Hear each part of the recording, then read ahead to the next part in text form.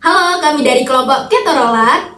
Perkenalkan, nama saya Muhammad Bayu Hilmi Putra Pertama, nomor urut 1. Perkenalkan, saya Intan Nuraini, nomor urut 2. Perkenalkan, aku Arika Triwandari, nomor urut 3. Hai, perkenalkan nama saya Pradela Cicilia Puspa, nomor urut 4. Saya Nila Nur Ifada, nomor urut 6. Halo, aku Rahma Aulian, nomor urut 7. Halo, aku Andi Dimodian, nomor urut 8. Halo, aku Zaifana Naswa, nomor urut 9. Halo, aku Fitri Dewendi Adam, nomor urut 10. Halo, aku Olivia Wanda, nomor urut 11. Hai, aku Vidya Armanda, nomor urut 12.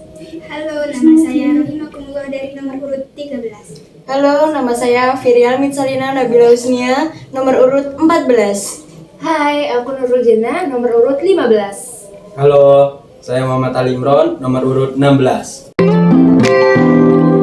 Ida Jian Orlando dilahirkan pada 12 Agustus tahun 1926. Ia adalah salah satu pakar dalam dunia keperawatan paling berpengaruh. Ia mengembangkan teori de nursing proses teori atau teori proses keperawatan yang hingga saat ini masih digunakan dalam dunia keperawatan, baik dalam pendidikan maupun dalam praktik. Melalui teorinya ini, para perawat dapat menyusun sebuah asuhan keperawatan yang dapat diberikan kepada pasien atau klien, individu, kelompok, keluarga, atau masyarakat. Hingga kini, teori proses keperawatan yang meliputi pengkajian, diagnosis, perencanaan, implementasi, dan evaluasi masih sangat relevan digunakan. Teori proses keperawatan Orlando bertujuan untuk menghasilkan hasil yang positif, yakni berupa meningkatkan kemampuan pasien. Dengan adanya teori Orlando, memberikan kerangka kerja kepada perawat dalam memberikan praktik asuhan keperawatan. Menurut Orlando 1962, terdapat 5 tahap proses keperawatan. Yang pertama adalah pengkajian atau asesmen. Pada tahap ini, perawat wajib melakukan pengkajian secara menyeluruh atau holistik pada kebutuhan pasien. Perawat menggunakan kerangka atau format keperawatan untuk mengumpulkan data secara subjektif maupun objektif tentang pasien. Diagnosis. Tahap diagnosis merupakan penilaian klinis perawat tentang masalah kesehatan pasien. Masalah yang diangkat harus ditentukan juga penyebabnya, faktor terkait dan juga faktor risiko yang ditemukan pada pasien. Selanjutnya adalah perencanaan atau planning. Setelah menetapkan diagnosis keperawatan, maka perawat perlu melakukan sebuah perencanaan untuk mengatasi masalah yang ditemukan pada pasien.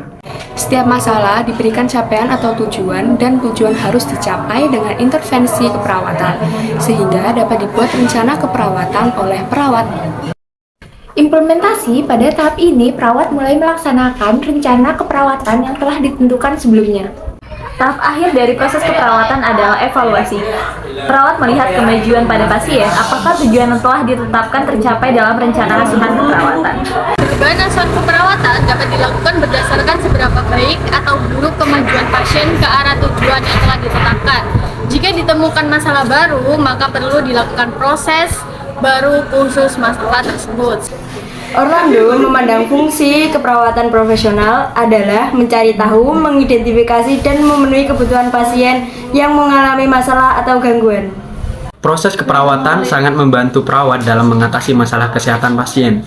Teori Orlando tetap menjadi teori praktik paling efektif hingga kini untuk diterapkan oleh seorang perawat baru dalam memulai praktik.